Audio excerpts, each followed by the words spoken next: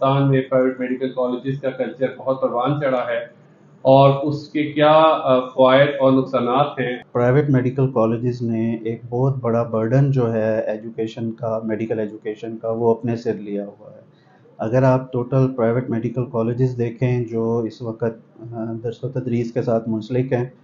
تو ان میں جو طلبہ تعلیم حاصل کر رہے ہیں وہ گورنمنٹ کے کالجز سے زیادہ طلبہ وہاں پہ تعلیم حاصل کر رہے ہیں۔ تقریباً 20 لاکھ ہر سال دینا اور 1 کروڑ روپیہ خرچ کر کے ڈاکٹر کا بننا، وہ پہلو اپنی جگہ